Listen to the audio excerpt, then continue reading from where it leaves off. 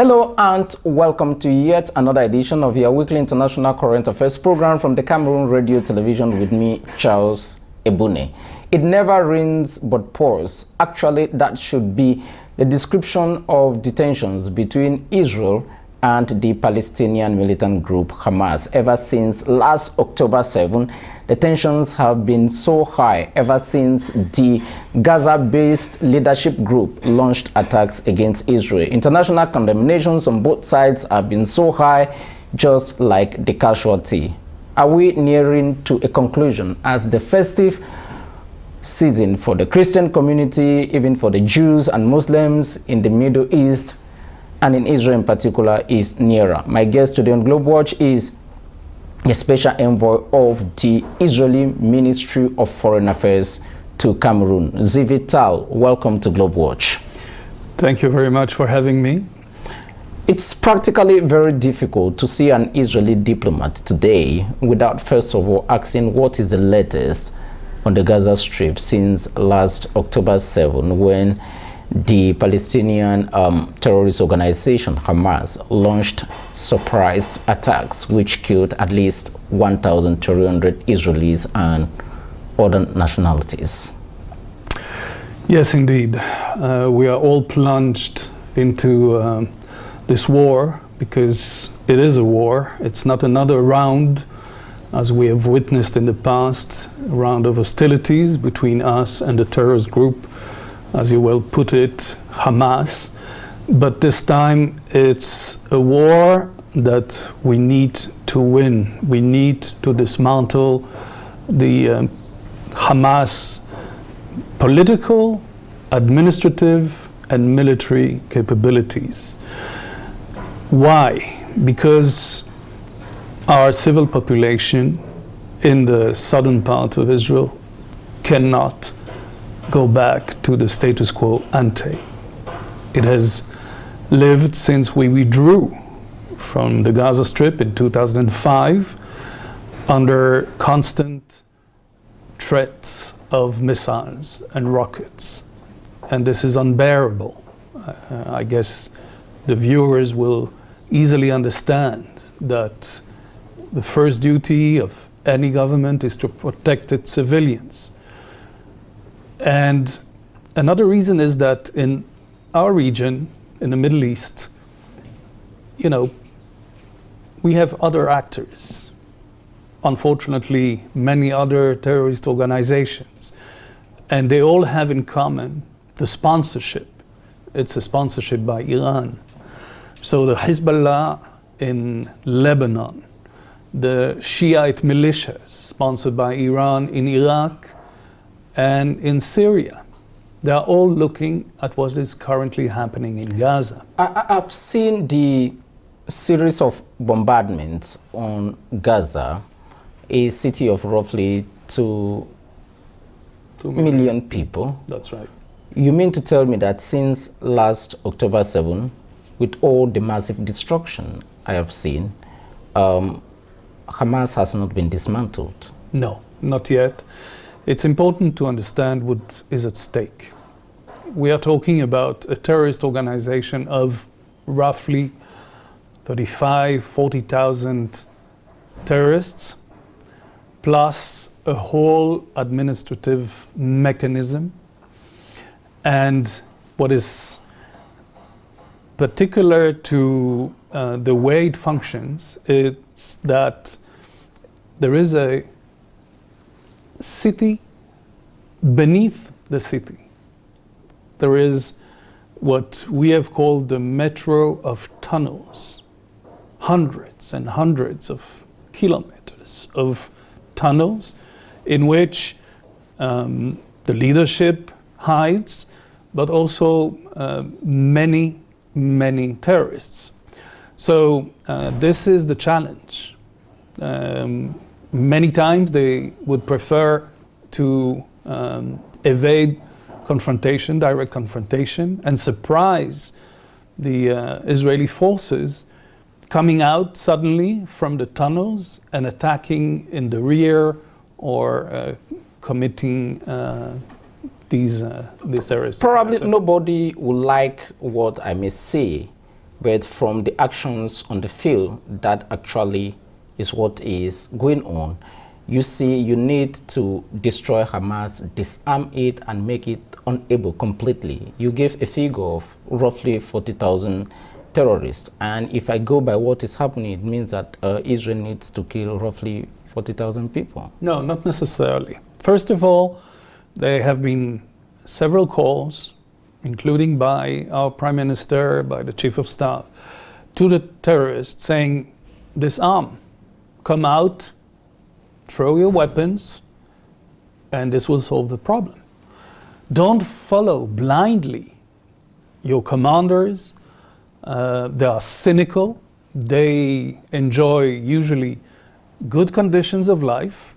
We have aired many pictures of how they took care of themselves in these subterranean tunnels. You have all the comfort as striking opposition to the misery in which the Palestinian people lives in Gaza. One should understand the international community, especially the European Union, but not only, have poured huge sums of money in order to to improve the conditions of life of the Gazan residents. When we withdrew in August of 2005, this was our dream, this was our wish to coexist with our Palestinian neighbors. But then the Hamas took over from the Palestinian Authority, and this is important to understand. We make a clear distinction between the Palestinian people with whom we need to find an understanding. We need to coexist. We share the same as two faith. Independent states and two independent people. We'll find the solution. You know, I'm a diplomat. It's not up to me. Our leadership will decide. But the two-state solution is on the table. It's on the table. The two-state solution is on the table. We'll see. Maybe, you know, we'll have to make some adjustments, and maybe the Palestinian Authority itself will need to reform. We heard what Mahmoud Abbas, the president of the Palestinian Authority, himself declared, because they haven't had elections themselves for many years. I do strongly believe that we will coexist as two peoples, sovereign peoples, one beside the other. This is the goal. What, according to Israel today, is the best strategy to disarm Hamas completely from weapons? How do you ensure that Hamas doesn't have weapons again that they repeatedly say they are going to use to annihilate, to destroy Israel alongside your partners? Because it seems to me that that is your main problem. You're right. And some people would even add, how do you make sure that the ideology, we haven't spoken about the ideology behind it, but how do you make sure that this will not linger on and create another kind of Hamas 2? So these are the challenges, indeed. And I think that, no, I'm even convinced that it should be tackled by not only Israel, but also its neighbors. Because if you allow me to look at it from a more distant kind of approach, it's a confrontation between the forces that want to rule people, impose their destructive ideology, like the mullahs, the religious leaders of Iran, and all their proxies, the Houthis in Yemen, and the others that we mentioned earlier. You talked about ideology. Yes. That the key issue here is to completely destroy the ideology of destruction. Exactly. On both sides. But most people say that for the ideology to completely die is for Israel not to occupy a single portion of what Palestinians consider as their own portion of land too. Are you ready to do that sacrifice? Sure. And historically, Yes. all the experts say that for that to happen, you need to go back to the pre-1967 boundaries. So, we mentioned the two-state solution. Sure. We had, as you might remember, the Oslo agreements. So we have... Prime Minister Yitzhak Rabin. And Shimon Peres at the Shimon time, the Oslo... You even have the Camp David Accords. We have the Camp David Accords 1979. with Egypt. We have a solid base of agreements, of principles. What we need is the political will. So let me be clear regarding Gaza. We don't have any intention of occupying Gaza. And this is why... Well, Gaza is not the only area they are talking No. about. But let me start with Gaza. I know and that then you are no longer in Gaza, so Gaza exactly. is no longer an issue of discussion. But it's important for me to clear these matters because you hear time and again, you know, that this is the hidden agenda of Israel, to reoccupy Gaza. And so let me reassure our viewers, this is not the case. But yes, there will be a transition. Yes, we will have to guarantee the security of our people in the southern part of Israel. But as I said, it should be an effort shared with other players. And you know, French President Macron made a parallel between the fight against Daesh, against the Islamic State, that occupied portions of Iraq and Syria and wanted to create this caliphate, and Hamas. And I think it's a rightful comparison. And there you had a global effort to combat the ideology, the financing, the flow of weapons and ammunition, etc. So yes, this should be the case. Regarding the West Bank, or what is called Judea and Samaria, because we have claims, we have rights, and you as Catholics surely will understand that whatever is written in what we call the Torah in the Bible, the Old Testament in particular. L'Ancien Testament, the Old Testament, exactly, where it has been revealed that this promised land to the Jewish people was indeed, through many centuries of history, ruled by Jewish kings, etc. No, I'm not suggesting we should go back to ancient times. Of course, but just to say yes. that one of your former colleagues, former ambassador to France, who used to be my guest here, Eli Banavi, says that yes, the whole trouble of Israel with Palestine and whatsoever is because you always make reference to the Torah, that it's a recipe for war. Okay, I know Eli Barnavi. I have a lot of respect for Professor Barnavi, but nevertheless, it is important to emphasize that one who doesn't care for his history will probably endanger the future of his nation. That is well understood. Yes. Let's come to the current situation. Joe Biden, your best defender, the United States of America. Yes. Secretary Blinken has been there on several occasions. Other Western leaders have made movements to Israel asking for a ceasefire. You know that this is a period of Christmas where there is a lot of religious activity in Bethlehem, where Jesus was born in particular. I know that as a Jews, you are still waiting for the Messiah, but let us give a reason for others too. Is there going to be a ceasefire for the nativity to be celebrated in a peaceful atmosphere? Well, we would like to have other humanitarian truces as we had, because again, we should bear in mind that what is at stake is also the lives of more than 130 137 to be precise, hostages. Sorry.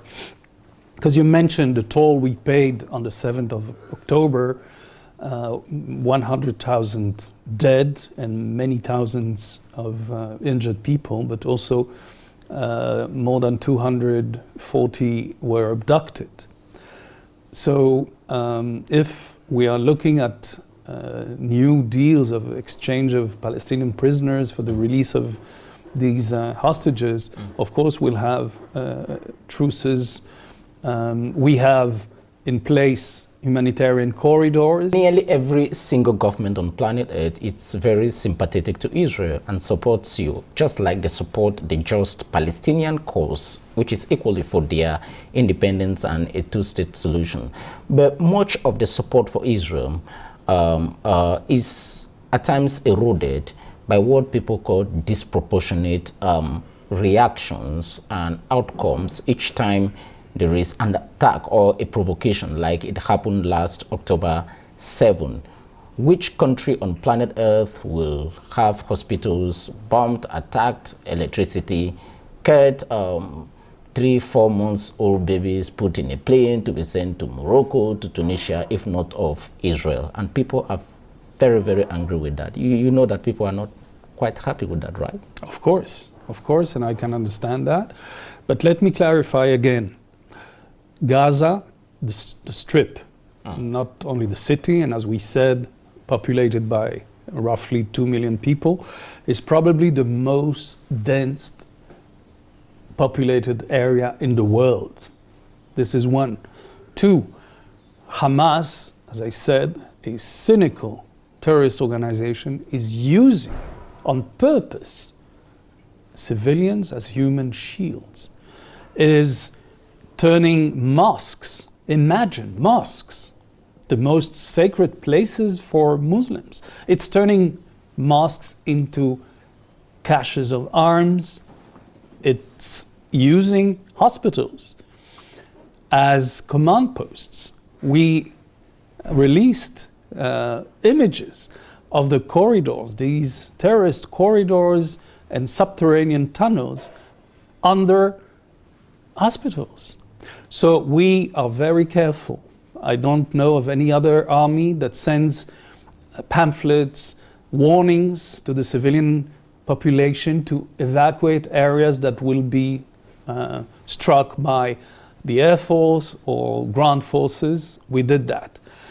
Now in the southern part of Gaza, where the main thrust of the military operation is taking place, we have divided the whole area in different locations. We have safe havens, we have secure locations for the civilians, and we direct them according to the military operations going on. So we try to really minimize what we call the collateral damage, but unfortunately there is a cost in any war. We've known that through history, and where you have such an enemy in front of you, you need to make sure that, because we use another slogan, which is release or free Gaza from Hamas. The Palestinian people is suffering from Hamas. So it's a common objective. Do you understand the diplomatic pressure on Israel today? This is an issue that has been going on for 70 years plus, since 1948. There is virtually no year without skirmishes between Israel and its Arab neighbors. Extensively, are you working today with countries like Saudi Arabia and others, the key partners? I know that Qatar, it's the key negotiator for the hostage release. Do you think it is extremely necessary for you to have normalized relations with all your Arab neighbors for you to live in peace? Okay, let me first make an adjustment. It started even before the establishment of the State of Israel. I mean, we've had a millenary presence in the Holy Land, in what was Eretz Israel before becoming the State of Israel in 1948. And it has been our wish, and it's enshrined in our Declaration of Independence, to have peace with our neighbors. Imagine 1948, 3 years after the end of the Second World War, the most horrible tragedy of the Jewish people, losing 6 million, a third of the whole Jewish people before the Second World War. So The Holocaust. the Holocaust. So this has been our dream, to live in peace with our neighbors. And as you mentioned, we succeeded in signing a peace accord with Egypt, the biggest and most important Arab nation. And then we had the Oslo Accords, which enabled us to sign a peace agreement with Jordan. And then also with Morocco. Now, a few years back, we have the Abraham Accords. And yes, we were on the verge of normalizing our relations with Saudi Arabia, another very important actor in the Sunni Muslim world. And I suspect that that also might have played into the considerations of Iran, why to launch this attack through its proxy, Hamas, just now, in order to derail the normalization process. So this is why I spoke about the confrontation between those who want to maintain us in chaos and opposition and the more pragmatic players. I understand. Specifically to your African audience, yes. And you know that key players on the continent like South Africa are not quite happy with what is happening with the Palestinian community. I don't need to enter into the nitty-gritties of that because all of us know. But what kind of message do you have to your African friends or the African continent when it comes to the situation in Gaza? And I'm referring to the particular one, the one which is going on now. What clear message are you sending to your partners on the continent? Well, our message is the following. We, liberal democracies, we, countries who are guided by principles of humanism, of improving the faith of our citizens, we are fighting a just war against jihadic, nihilistic, Islamist organizations. And here in this region, you have Boko Haram. And I draw a parallel between Boko Haram and Hamas. So we need to confront them at all costs, and there is a cost. But at the end of the middle... Let us be clear. Yes. In confronting them, yes. It is not a war between Christianity and Islam. God forbid. It is not a war between Jews Judaism and Islam, and God forbid. God forbid. Our opponents would like to drag us into a religious confrontation, but it is not the case. Okay. It is not the case. I said at the beginning of the interview that you are the special envoy of the Minister of Foreign Affairs of Israel to Cameroon. What does that actually entail? I know that Cameroon is one of the about 10 countries in Africa where you have a permanent diplomatic representation, yes, or mission. Yes, that's right. Well, since this diplomatic representation has been a little bit orphaned for more than a year, a dear colleague of mine, Ambassador Izi Anuka, passed away and has not yet been replaced, although there is a designated ambassador, Ambassador Amnon Kalmar, who's waiting for the Israeli governmental confirmation, and then will ask for the agrément. And I hope that this will happen very quickly. Still, it was the wish of our minister to project and to communicate the importance that and the value that he himself attributes to the bilateral relationship between Israel and Cameroon. And this is why I just finished a couple of months ago my diplomatic mission as Israel's ambassador to Mexico. And I came back to headquarters and I was asked to come and try, not to fill in, but nevertheless to maintain this engagement at all levels possible in order to prepare the grounds for the new ambassador, the incoming ambassador, because this is a very important relationship for us. I said somewhere in the middle of the interview that a portion of the Cameroonian audience and around the world, largely of them, 2.3 billion people of the 8 billion people are Christians, and possibly even the Pope will ask for a truce, for a kind of ceasefire, for the Christmas period to be celebrated in peace and tranquility in Israel. Is that a possibility that all of you are envisaging for the Holy Lands? Let me perhaps... Based on what is happening? Yes, let me perhaps tell you a bit about my own experience. I was Deputy Ambassador to the Holy See in Rome for 4 years, and I headed the Department for Interreligious Affairs in our ministry. So you can easily understand how close the Christian world in general and the Christian community in the Holy Land is to my heart. And with that, we conclude the interview. The special envoy of the Minister of Foreign Affairs of Israel to Cameroon, TAL. Thank you very much indeed for being guest on my program. Thank you very much. You're welcome. Thank you.